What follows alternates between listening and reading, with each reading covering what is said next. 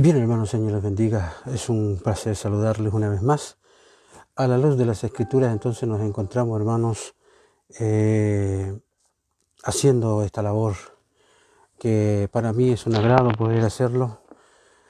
Este programa que me ha llevado mucho a bendición porque he ido aprendiendo cada día más. Aprendo, el maestro que enseña aprende dos veces. Aprendemos primero para nosotros y luego para compartirlo. Así que es una gran bendición. Estamos en cuadrangulares.cl, estamos también a través de Facebook. Así que es un agrado poder estar ahí con ustedes y poder ayudar un poquito en la educación. Hermanos, ya estamos entonces ya entrando a Hebreos. Estamos ya entrando de lleno en Hebreos y estamos ya en el capítulo 3. Así que voy a leer los versículos que corresponden del 1 al 6 por lo menos inicialmente. Y lo voy a leer primero en la versión normal, que es la versión en este caso 1960. Dice: por tanto, hermanos santos, participantes del llamamiento celestial, considerad al apóstol y sumo sacerdote de nuestra profesión, Cristo Jesús, el cual es fiel al que le constituyó, como también lo fue Moisés en toda la casa de Dios. Porque de tanto mayor gloria que Moisés es estimado digno cuanto tiene mayor honra que la casa al que la hizo. Porque toda casa es hecha por alguno, pero el que hizo todas las cosas es Dios. Y Moisés, a la verdad, fue fiel en toda la casa de Dios, como siervo para testimonio de lo que se iba a decir. Pero Cristo como hijo sobre su casa, la cual casa somos nosotros, si retenemos firme hasta el fin la confianza y el gloriarnos en la esperanza. Amén. Entonces, hermanos, aquí es muy especial este versículo. Cuando dice, otra versión dice: hermanos, que estáis consagrados a Dios, que compartís el llamamiento celestial, ¿no? Entonces aquí vemos entonces que hay que recordar la convicción con que empieza el autor de Hebreos, y de hecho la base de su pensamiento es que la suprema revelación de Dios ha venido por medio de Jesucristo, ¿sí? Y que solo por medio de Él tenemos acceso directo a la presencia de Dios, ¿ya? Y fíjate cómo empieza, ¿no es cierto?, el libro de Hebreos. Empieza demostrando que Jesús es superior a los profetas, ¿ya? Es superior a los profetas. Luego siguió demostrando que Jesús es superior a los ángeles, y ahora se propone demostrar que Jesús es superior a Moisés. ¿Te fijas el orden que tiene? Es superior a los profetas, es superior a los ángeles, y ahora va a comprobar de que es superior a Moisés. Entonces, a primera vista, ¿no?, esto se nos hace así una especie de un autoclímax, ¿no? Pero no lo iba a hacer, ni lo sería para el mundo judío, porque Moisés ocupaba un lugar absolutamente único. Recuerde que el libro de los Hebreos tiene que ver, hermanos, ¿no es cierto?, con la enseñanza a un mundo judíos que habían conocido, se habían convertido a Cristo. Entonces, era el hombre con quien Dios había hablado cara a cara. Moisés era el hombre, ¿no es cierto?, que había tenido una intimidad increíble, ya como se habla de un amigo con otro amigo. De hecho, fue él, hermanos, cuando hablo de Moisés, fue él que recibió directamente los 10 mandamientos, o diríamos la misma ley de Dios.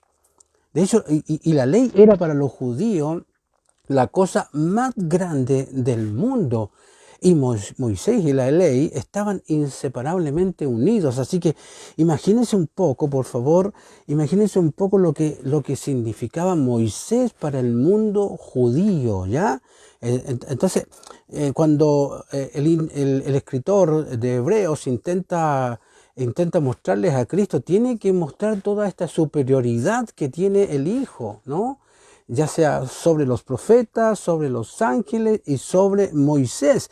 Entonces, en el siglo segundo, después de Cristo, un maestro judío llamado José ben Jalafta, él comentando este mismo pasaje en el que se dice que Moisés fue fiel en toda la casa, dijo: Dios llama a Moisés fiel en toda su casa. Y obviamente así lo que hace es lo ensalza por encima de todos los mismos, incluso sobre los ángeles servidores.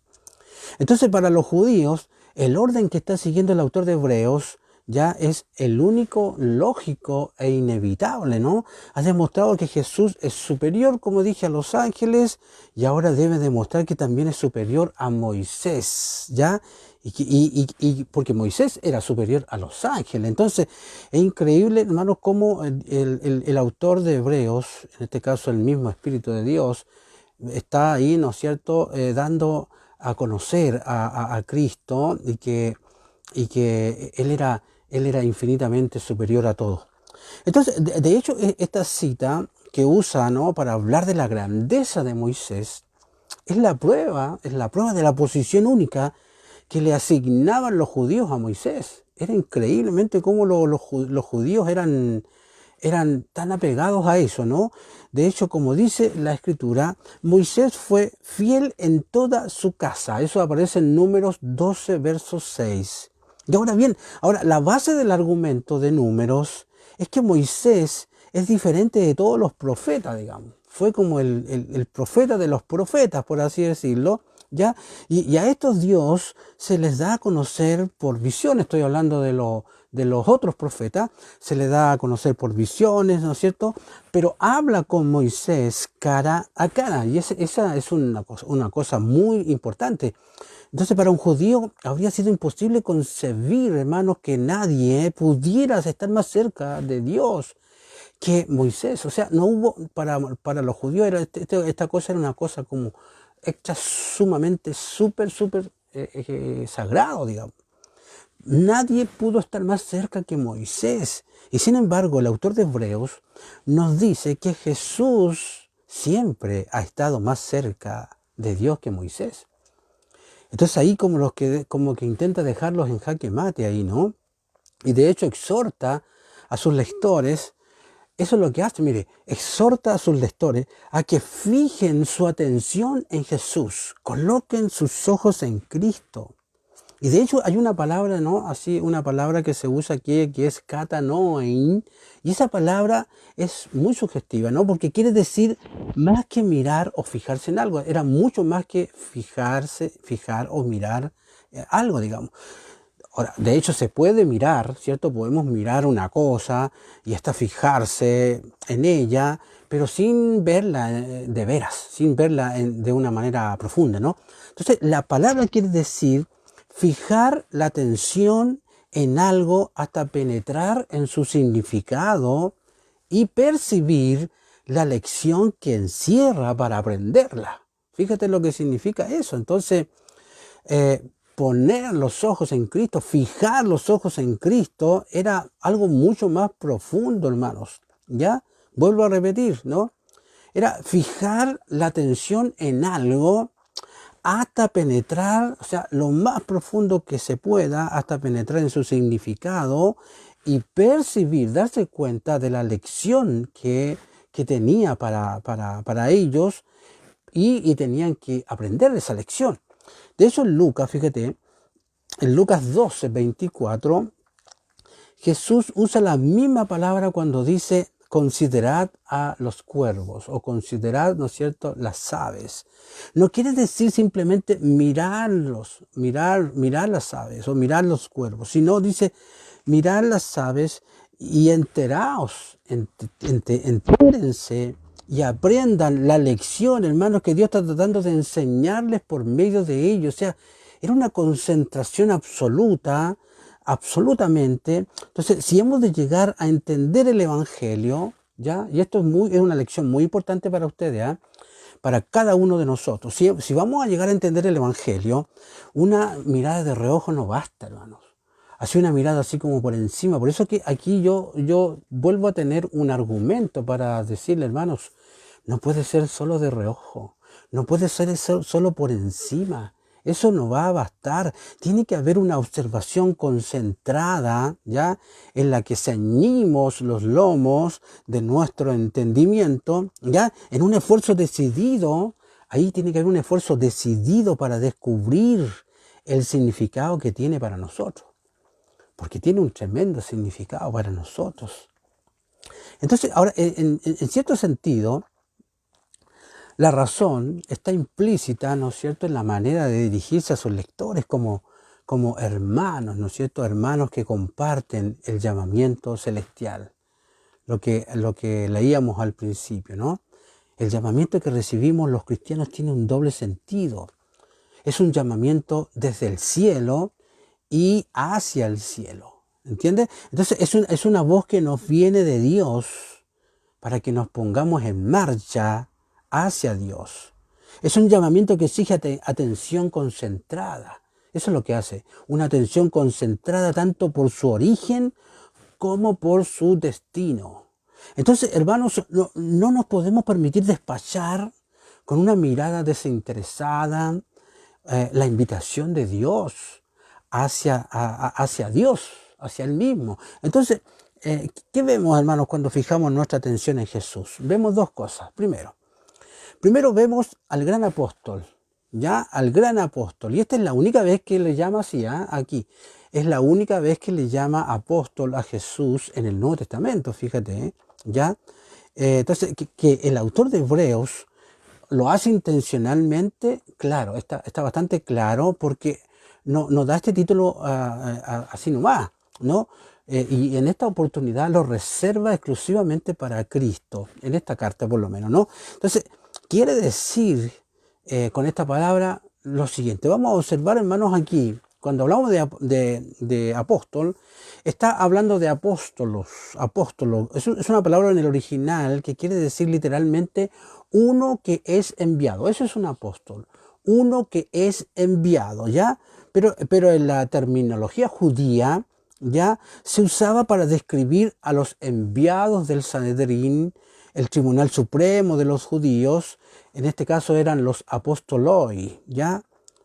Que estaban revestidos, cualquiera que era enviado de esa manera, estaban revestidos de su autoridad y eran portadores de sus órdenes, ¿entiendes? Entonces, en el mundo griego, apóstolos también quería decir esto, o sea, más que un enviado, era un embajador, ¿entiendes? Era un embajador, así que Jesús es el embajador supremo de Dios, ¿ya? Y obviamente el cargo que tiene unas características que son bastante relevantes, ¿no? Primero vamos a ver estas características que tiene este embajador, ¿no? Primero, el embajador está revestido de la autoridad del rey, ¿ya? Que le envía. Esto es lo primero. El embajador está revestido de la autoridad del rey que le envía, ¿ya? De hecho, les voy a mencionar un ejemplo, en la historia se muestra un ejemplo muy interesante.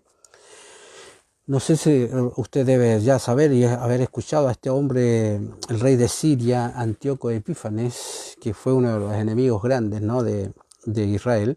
Pero aquí está en una situación diferente. Mire, Antíoco Epífanes dice que invadió Egipto y Roma quería detenerlo, ¿no? Y envió a un mensajero que se llamaba Popilio, ¿ya? Popilio, para que les dijera que abandonara, por favor, abandona este proyecto de invasión. Y dice que este hombre, Popilio, alcanzó a Antíoco en la frontera de Egipto y se pusieron a hablar porque ya se conocían en Roma. Entonces este Popilio no tenía un cuerpo de ejército, en el fondo iba solo prácticamente. No tenía un grupo que lo apoyara atrás, ¿no es cierto? Ni siquiera una guardia personal, como dije. Finalmente Antíoco le pregunta, bueno, ¿para qué había venido? ¿Para qué había venido? Entonces Popilio le dijo, tranquilamente, que había venido a decirle que Roma quería que abandonara la invasión y que se volviera a casa. Entonces, este Antíoco Epífanes le dice, lo voy a considerar, ya, lo voy a considerar, le respondió Antíoco. Y Popilio sonrió, así como que en el fondo desafiando un poco la autoridad de este Popilio, ¿no? Él sonríe y dice que coge un bastón que llevaba y trazó un círculo alrededor de Antíoco, ¿ya? Y en este caso... este hombre le dice, hermanos, en este caso trazó un círculo y Antíoco se puso a pensar en unos segundos y dijo, está bien, o sea, me iré a casa, ¿ya? O sea, en el fondo lo que hace este Popilio, ¿ya? Antes de que salgas de ese círculo, tienes que tomar una decisión. Como dije, Antíoco lo pensó en unos segundos y dijo, bien, me voy a casa. Ahora, ¿por qué sucedió esto? Porque este Popilio no tenía soldados a su disposición, pero tenía detrás de él todo el poder de Roma. A eso me refiero, tenía todo el poder. Entonces, en este caso, el Señor Jesús, como el apóstol, ya era el Hijo de Dios, que tenía todo el respaldo del Padre. Entonces, así es como vino Jesús de parte de Dios. Y toda la gracia y toda la misericordia y todo el amor y todo el poder de Dios estaban, ¿no es cierto?, sobre sus apóstoles. ¿Te fijas? Entonces, por eso le llama a apóstol. Ahora, otra cosa que vemos en el embajador, la voz del embajador es la voz del rey, del país que le envía, digamos. Ya en un país extranjero la voz del embajador, ya sea de cualquier país, si es de España, por ejemplo, es la voz de él, de España. O sea, es un representante, pero con todo el poder detrás. O sea, entonces Jesús vino con la voz de Dios. Era la voz de Dios, pero más, ¿no es cierto? Y Dios también hablaba por medio de él. Era Dios mismo. Entonces, esa es la gran diferencia, ¿no? Ahora, con Moisés, entonces ahí está comparando esto, ¿no? Entonces veo, hermanos, que Jesús, cuando dije la primera parte, déjenme mirar acá, cuando dije, hermanos, que cuando vemos que fijamos nuestra atención en Jesús, veíamos dos cosas. Veíamos al gran apóstol, pero también veíamos, hermanos, Jesús, el gran sumo sacerdote, porque lo llama apóstol y sacerdote. Pero Jesús es el gran sumo sacerdote. ¿Qué quiere decir con esto? Es una idea a la que el autor de Hebreos volverá una y otra vez, a esto del sumo sacerdote, una y otra vez, porque estaba hablando con gente hebrea. Era gente, ¿no es cierto?, nacida en el judaísmo. Entonces, y por lo pronto, vamos a sentar las bases simplemente de lo que eso quiere decir. De hecho, la palabra latina para sacerdote era pontifex, ¿ya? Pontifex. En este caso, quiere decir el que construye un puente. Cuando hablamos de un pontífice, en este caso en el idioma nuestro, es alguien que construye un puente. Y el sacerdote entonces, el sacerdote era una persona que construye un puente entre Dios y el hombre. Entonces, para hacerlo, tiene que conocer al hombre y tiene que conocer a Dios. Entonces debe poder hablar a los hombres por Dios, y a Dios por los hombres. Entonces Jesús es el sumo sacerdote perfecto. Él fue el sumo sacerdote perfecto porque es perfectamente hombre y perfectamente Dios. Entonces puede representar al hombre ante Dios y a Dios ante los hombres. O sea, es la persona en la que el hombre viene a Dios y Dios al hombre. ¿Te fijas? Entonces, ¿de qué depende entonces la superioridad de Jesús sobre Moisés? La imagen que está, ¿no es cierto?, en la mente del autor de Hebreos es la siguiente. Concibe, ¿no es cierto?, así como al mundo, como en este caso, como nosotros mismos, la iglesia, como la casa y la familia de Dios. Y aquí usamos la palabra casa en dos sentidos, en el sentido de un edificio, ¿no?, y en el de una familia. Entonces los griegos usaban la palabra oikos en el mismo doble sentido, ¿ya? El mundo entonces es como la casa de Dios y la humanidad es la familia de Dios. Pero ya nos ha presentado a Jesús como el creador del universo, ¿te fijas? Entonces, ahora bien, Moisés era solo una parte del universo de Dios, parte de la casa, pero Jesús es el creador de la casa, ¿te fijas? Entonces, y el creador tiene que ser más que la casa, ¿no es cierto?, que es su obra.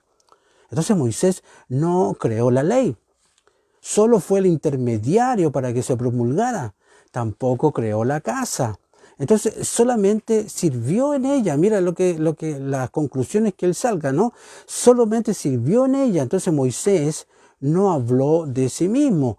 Todo lo que dijo era un anuncio de las grandes cosas que Jesús diría y haría un día. En el fondo, todo lo que hacía Moisés, en el fondo estaba mostrando lo del Mesías. Entonces, en resumen, era el servidor. Moisés era un simple servidor, pero Jesús es el Hijo. Y eso tenía que comprender en la cabecita los hebreos, que tenían tan así como tan insuperable, me refiero, ¿no es cierto?, a Moisés. No hay otro como Moisés. Pero Hebreo le dice, sí hay otro como Moisés y superior a él. Y este se llama Jesús. ¿Ya?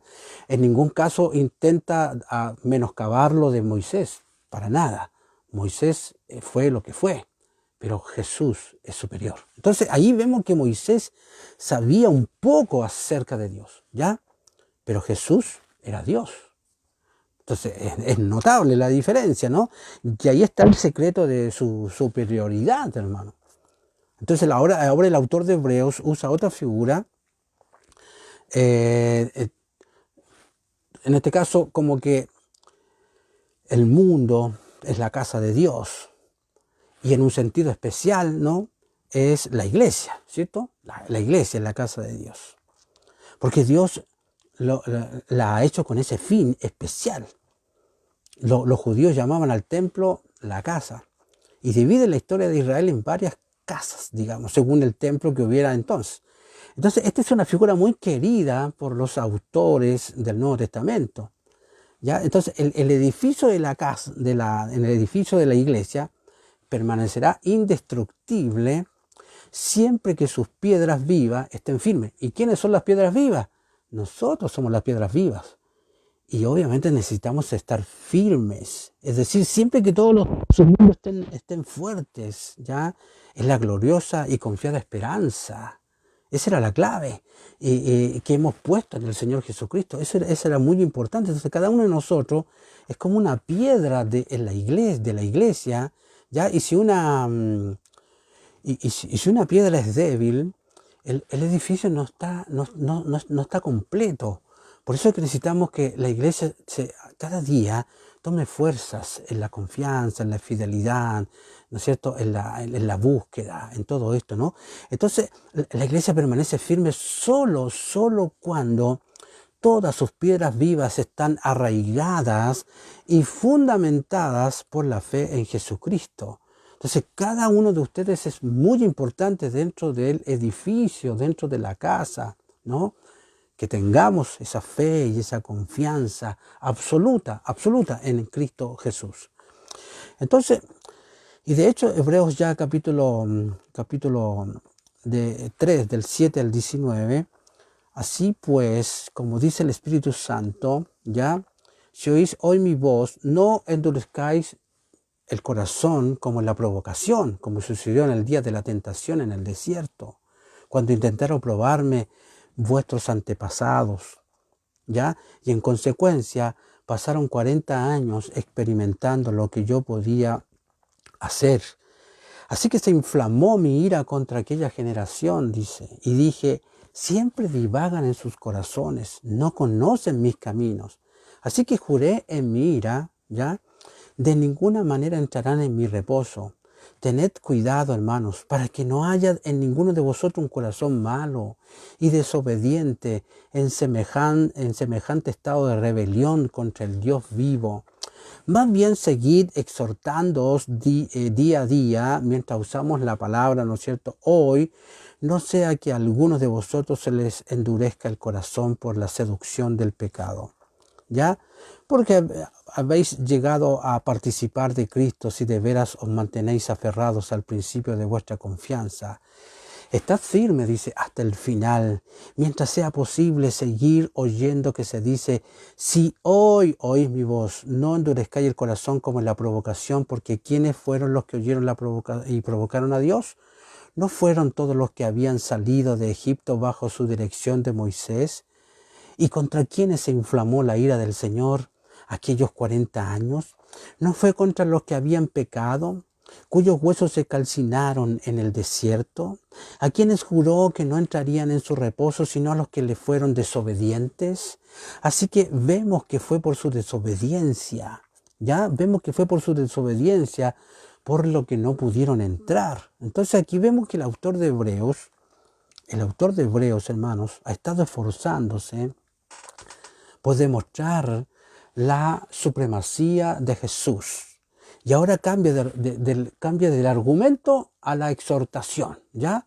Él estaba dando un argumento, ¿no es cierto?, de que Moisés era superior por esto y por esto y por esto. Y en este caso Jesús era superior a Moisés por diferentes razones, pero ahora ya empieza a exhortarles, ¿no? Y ahora insiste en las inevitables consecuencias de esa absoluta supremacía. ¿Te fijas? Entonces, si Jesús es tan exclusivamente grande, está claro, hermanos, que se le debe una completa confianza y una obediencia total. Si nosotros comprendemos quién es Jesús, entonces obviamente que haremos que caminen a la par o que caminen en concordancia, ¿ya? O sincronizados lo que yo creo con lo que yo hago. O sea, le debemos una completa confianza, una completa confianza y una obediencia total. Entonces, si endurecemos el corazón y no nos negamos a darle obediente confianza, ¿ya?, que le debemos, las consecuencias no pueden ser más que terribles, digamos.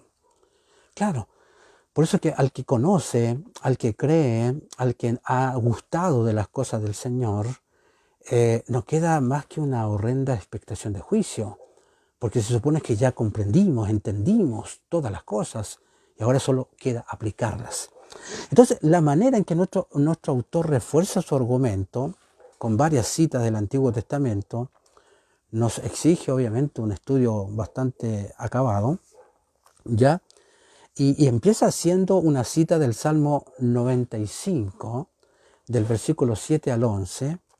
Y este salmo, fíjate, hermanos, que apela a los que lo oigan para que no sean como los israelitas, ¿ya? Pero la versión Reina Valera traduce, dice: no endurezcáis vuestros corazones como en la provocación en el día de la tentación, ¿ya? Y ahora bien, las dos frases, en este caso la provocación y el día de la tentación, traducen dos palabras hebreas que son nombres de lugares en el fondo, ¿ya?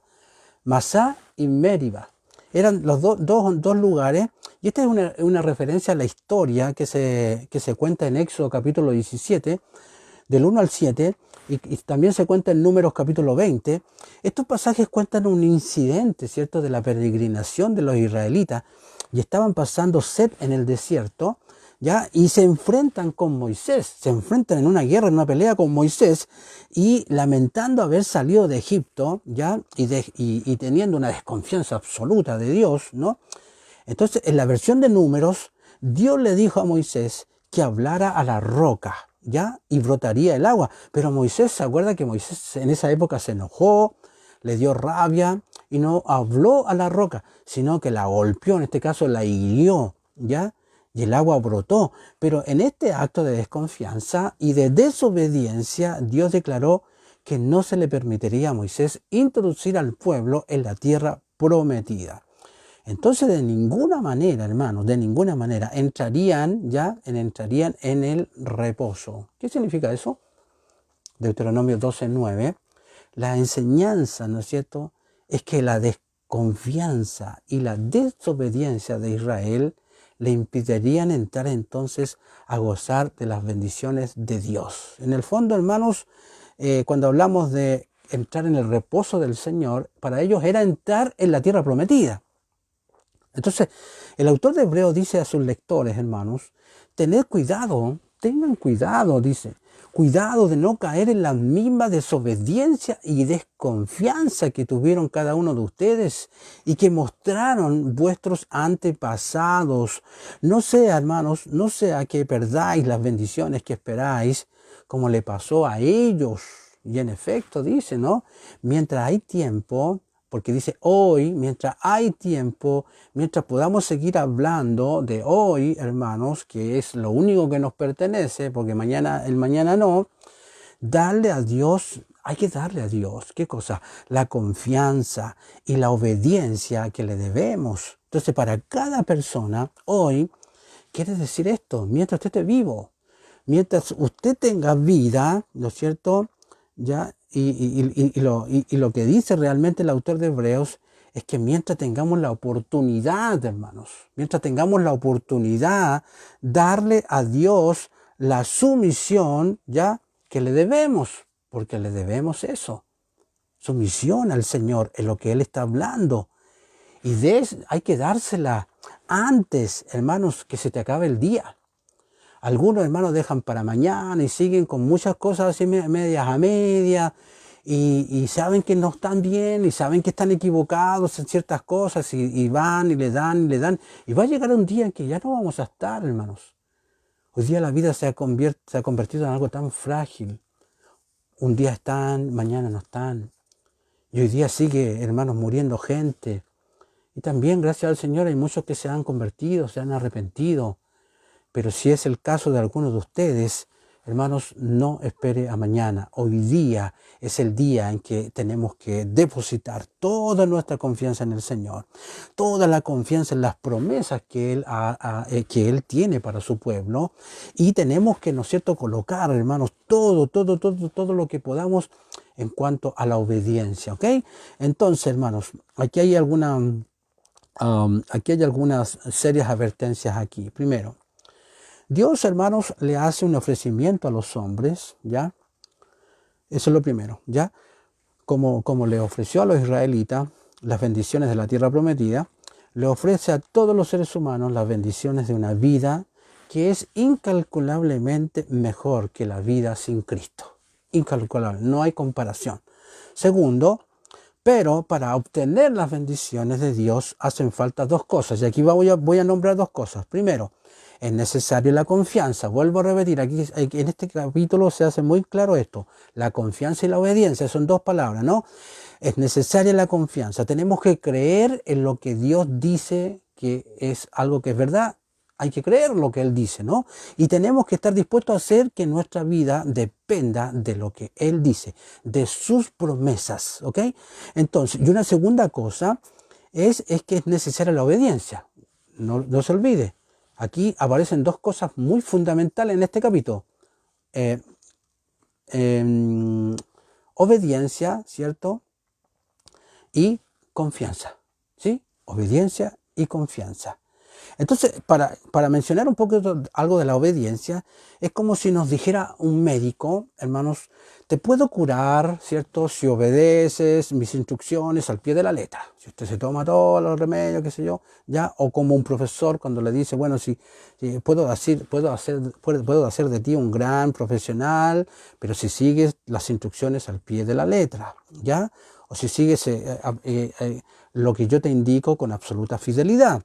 O si lo dijera como un entrenador, ¿no es cierto? Que nos dice, que le dice al atleta, no, te puedo hacer un campeón, pero si es que no te desvías de la disciplina que te impongo. Es así la cosa, ¿no?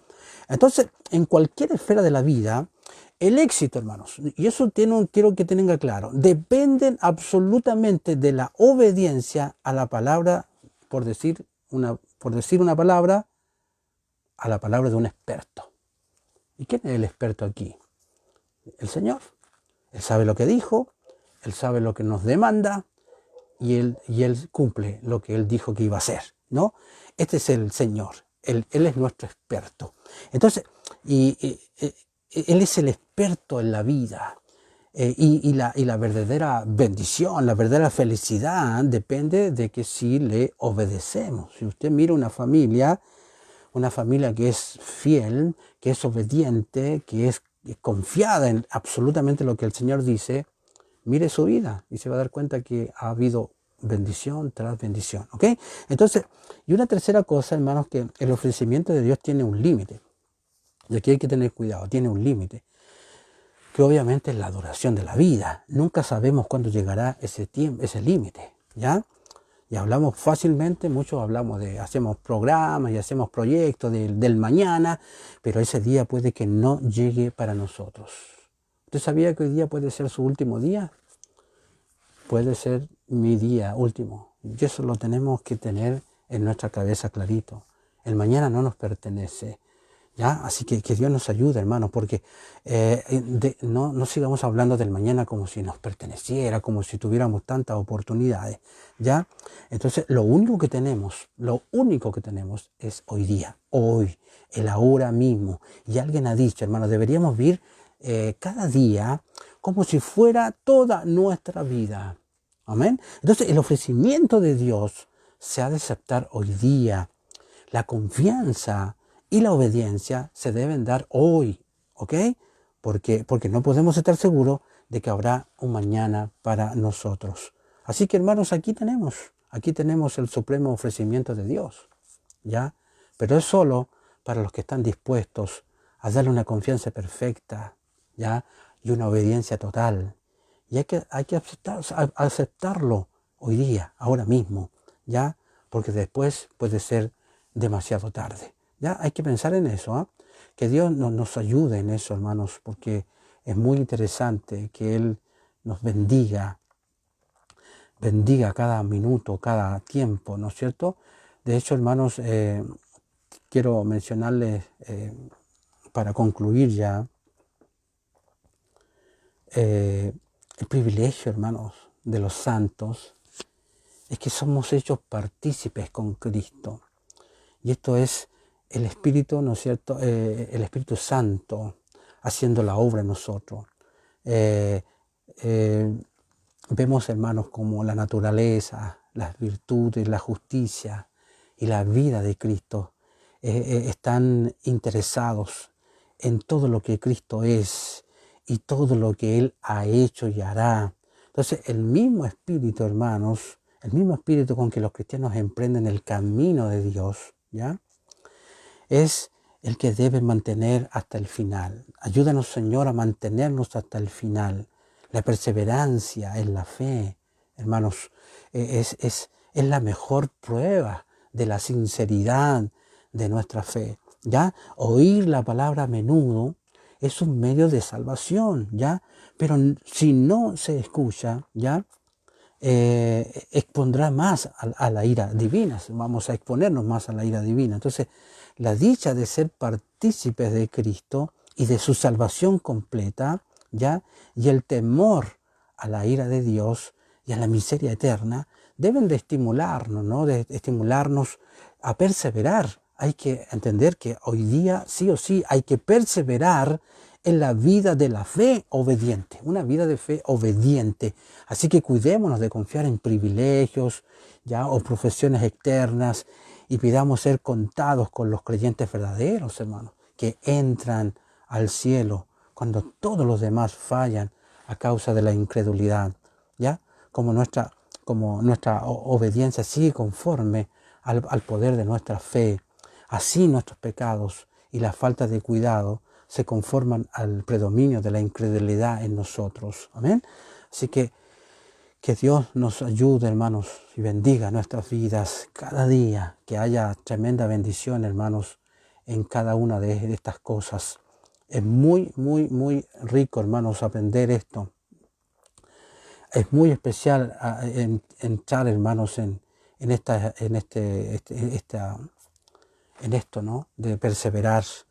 De hecho, el enemigo, hermanos, intenta tentarnos día a día, hermanos, pero damos gracias al Señor porque Él nos ayuda a mantenernos de pie. Así que, hermanos, que Dios venga sobre nosotros cada momento, en cada oportunidad. A veces las adversidades van a ser duras y crueles, difíciles, ¿ya? Pero, hermanos, ahí va a estar el Señor. Él lo prometió y ahí va a estar. Así que la rutina de la adversidad y lo que venga sobre la vida de nosotros, hermanos, vamos a ver la victoria cada día cuando aprendemos esto.